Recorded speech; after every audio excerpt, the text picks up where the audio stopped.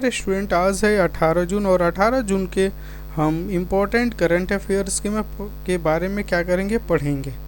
जो भी दोस्त चैनल पे नए हैं चैनल को सब्सक्राइब जरूर कीजिएगा। यहाँ पे डेली हम करंट अफेयर्स को 7 बजे सुबह में अपलोड कर देते हैं, आप देख सकते हैं, ठीक है।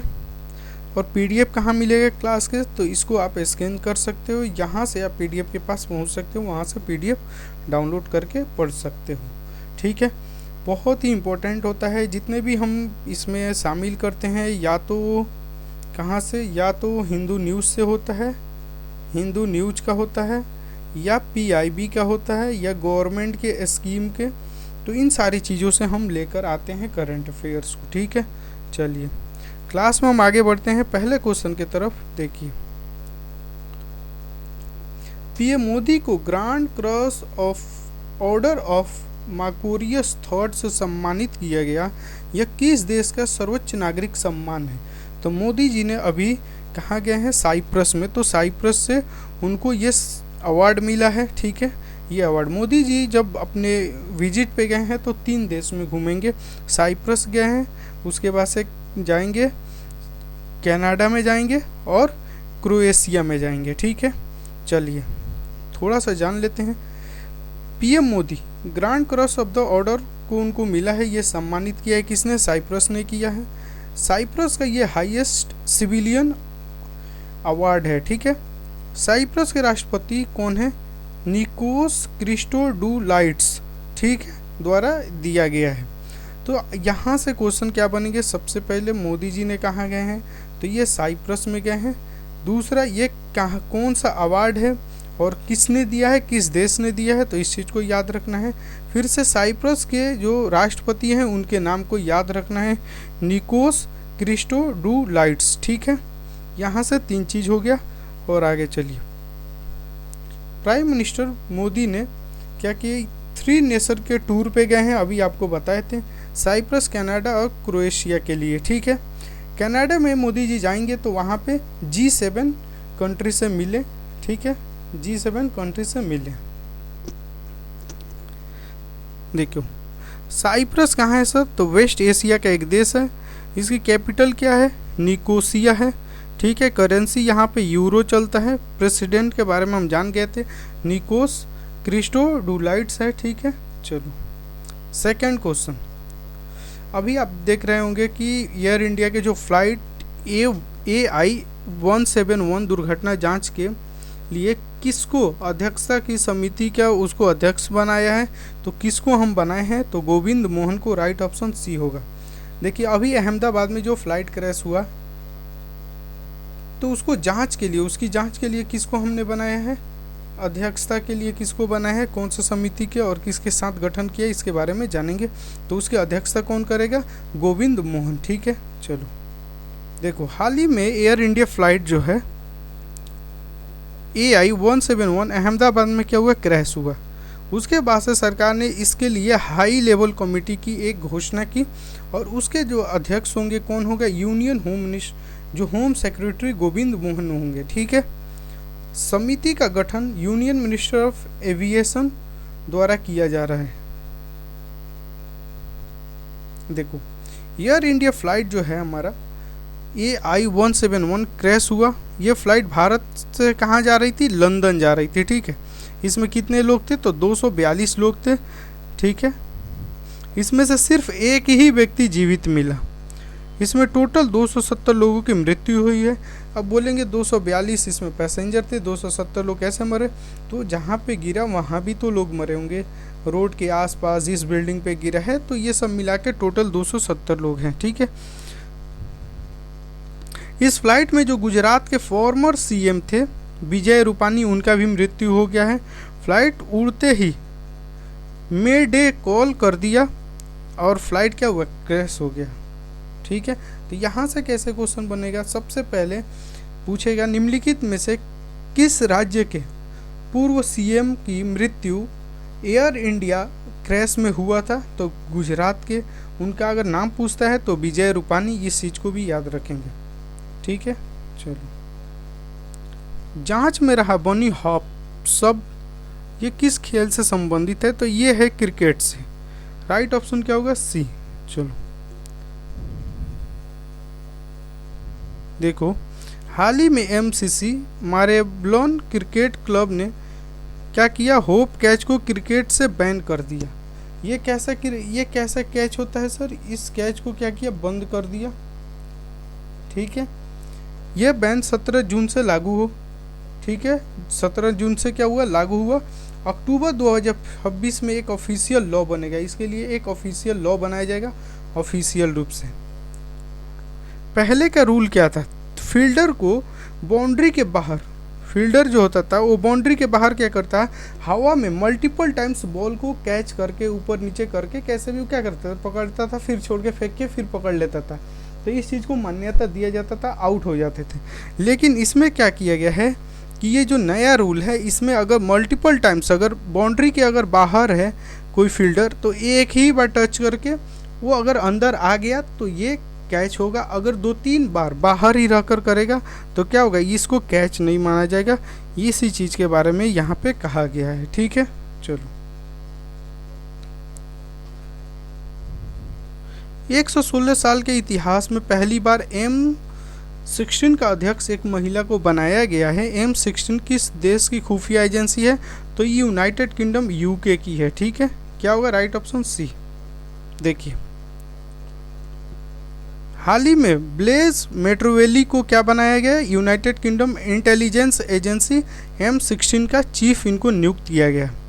ये इतिहास का 116 साल बाद ऐसा हुआ है। ठीक है, ये क्या है M16, तो ये देखो जिस तरीके से हमारे रॉ है भारत में, उसी तरीके से यूनाइटेड किंगडम में क्या है, इंटेलिजेंस एजेंसी है। इसकी स्थापना 1909 में, कहाँ, हेडक्वार्टर लंदन में। देखो हमारे भारत में क्या है, रॉ है, research and analysis wing, Bharat की खुफिया एजेंसी। इसकी 1968 में स्थापना हुई। हेडक्वार्टर कहाँ, न्यू दिल्ली में। चीफ कौन है, रवि सिन्हा। और फर्स्ट चीफ कौन था, रामेश्वर नाथ को। ठीक है, इस चीज़ को याद रखेंगे। 5 नंबर क्वेश्चन देखो, भारत की जो 16वीं जनगणना 2027 के पहली चरण की शुरुआत कब होगी।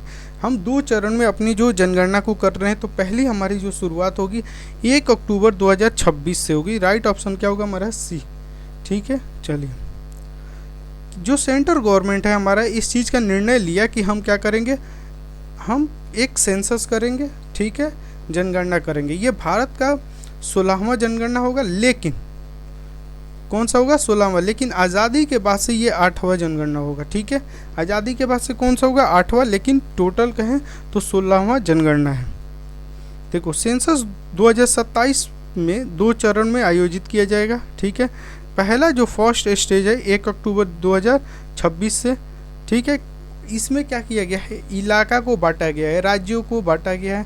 पहले चरण में कौन कौन से इलाके को हम जनगणना करेंगे, तो देखो लद्दाख, जम्मू कश्मीर और हिमाचल प्रदेश, उत्तराखंड के इसमें सेंसस किया जाएगा। ठीक है, और सेकेंड स्टेज में देखो हमारा क्या होगा, तो ये 1 मार्च 2027 से शुरू होगा। ठीक है, इसमें क्या होगा, पूरे सेंसस भारत में किया जाएगा, 2027 सेंसस। ठीक है,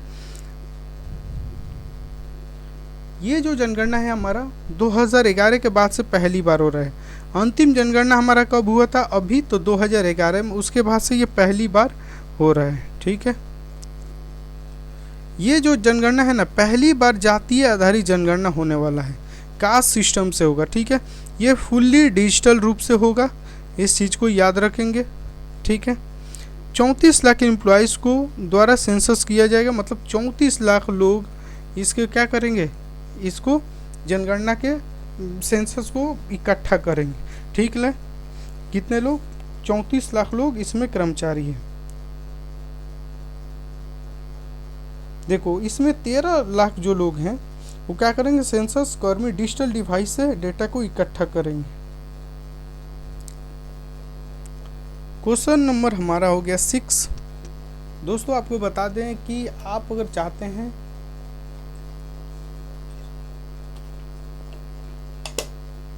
एक अच्छा रणनीति के साथ पढ़े, करंट अफेयर्स को कंप्लीट करें, तो आपके लिए बेहतर मौका है, आप यहाँ से कर सकते हो। ठीक है, चलो क्वेश्चन नंबर हम 6 के तरफ।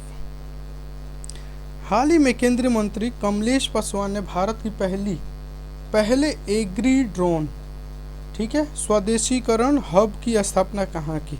तो ये हुआ है दोस्तों, कहाँ पे हुआ है? चेन्नई में, तमिलनाडु, चेन्नई में हुआ है। राइट ऑप्शन हमारा डी हो जाए।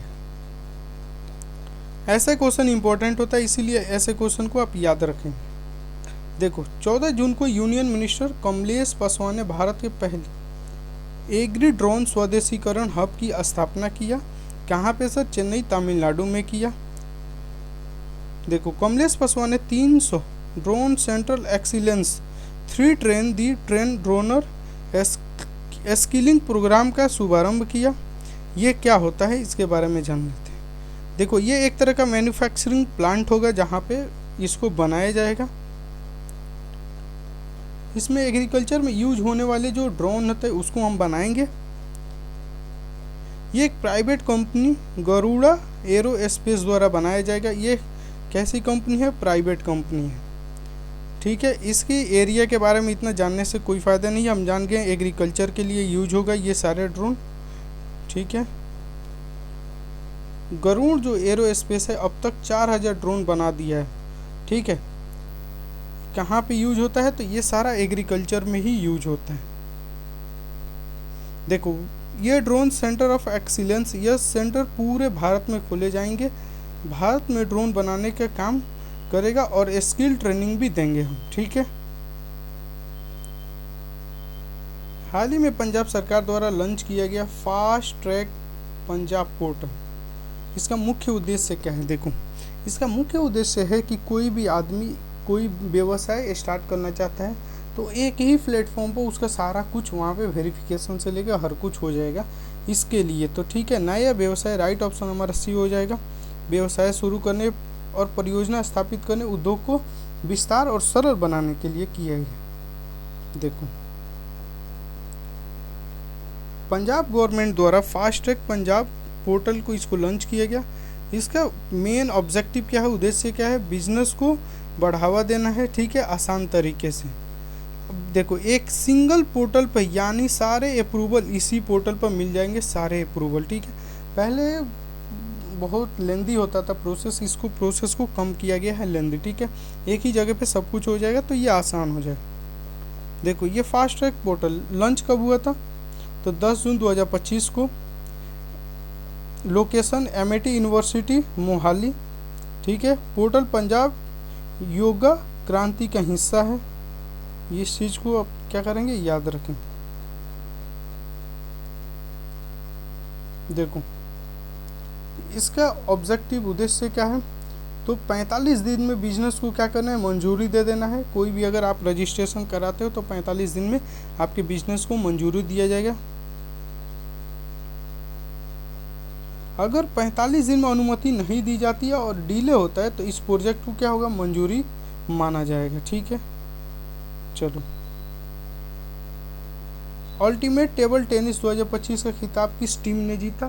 तो ये किस टीम ने जीता? यू मुंबा ने जीता। राइट ऑप्शन क्या होगा हमारा? सी।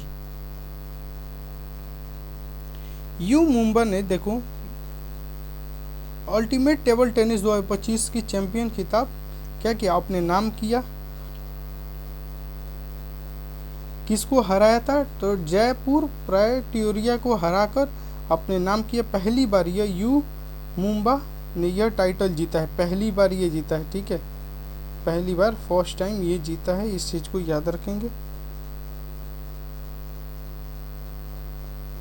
देखो ये खेल 31 मई से 15 जून तक चला, ठीक है। लोकेशन कहाँ? अहमदाबाद गुजरात में। यूटीटी का यह 6ठा सेशन है। इसमें कितने टीमों ने भाग लिया? तो 8 ने।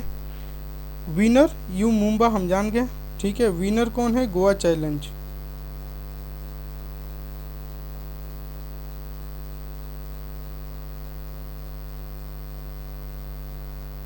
देखो ultimate table tennis champion, Bharat में टेबल टेनिस के लिए टूर्नामेंट है और ऑर्गेनाइजर कौन है? Table tennis federation of India. Start 2017 में हुआ था। प्रेसिडेंट कौन था? बीता दानी। Table tennis federation of India. Table tennis के लिए भारत में गवर्निंग बॉडी कौन है? ठीक है, ये governing body international table tennis federation से मान्यता प्राप्त है। एस्टेब्लिश कब हुआ था, स्थापित 1926 में। इसका हेडक्वार्टर कहाँ है, दिल्ली। ठीक है, इस चीज़ को याद रखें। 9 नंबर क्वेश्चन देखो, ब्रिक्स की 10वां पार्टनर कंट्री कौन सा देश बना है, तो ये बना है आपका, कौन बना है, तो देखिए ये वियतनाम जो है हमारा 10वां बना है। हाल ही में वियतनाम ब्रिक्स का 10वां पार्टनर देश बना, कौन, वियतनाम। अब इसमें 10 पार्टनर है, अब देख लो, बेलारूस है, Bolivia, Kazakhstan, Cuba, Malaysia, Uzbekistan, Uganda, Thailand, Vietnam.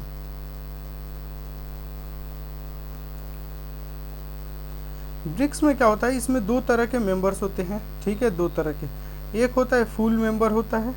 BRICS के जो फुल मेंबर होते हैं, ब्रिक्स के पास वोटिंग पावर और उनके अधिकार भी होते हैं, जो ब्रिक्स के हमेशा वाले मेंबर होते हैं उनके पास। इसकी स्थापना कब हुई थी, 2009 में हुई थी।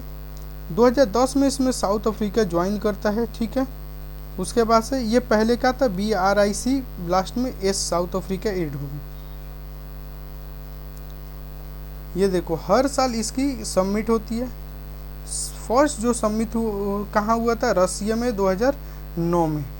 7th submit Rio de Janeiro Brazil में हुआ था। 10वां नंबर क्वेश्चन है, फीफा क्लब वर्ल्ड कप 2025 का आयोजन कहाँ किया जा रहा है, तो ये किया जा रहा है अमेरिका में। राइट ऑप्शन क्या होगा हमारा, बी। देखो फीफा क्लब जो है वर्ल्ड कप 2025 का आयोजन 14 जून से 13 जुलाई तक US में किया गया। ठीक है, ये कौन सा एडिशन था, 21वां एडिशन था। हर साल क्या होता है, ये आयोजित किया जाता है। इसमें 32 क्लब पार्टिसिपेट करते हैं। ऑर्गेनाइजर कौन है, बाई फीफा। स्टार्ट 2000 में हुआ था। लास्ट एडिशन 2003, कहाँ, सऊदी अरबिया। ठीक है, देखो विनर मैनचेस्टर सिटी इंग्लैंड। अब तक सबसे ज़्यादा बार विजेता रियल मैड्रिड स्पेन 5 बार जीता है। ठीक है, तो दोस्तों आज के लिए इतना ही।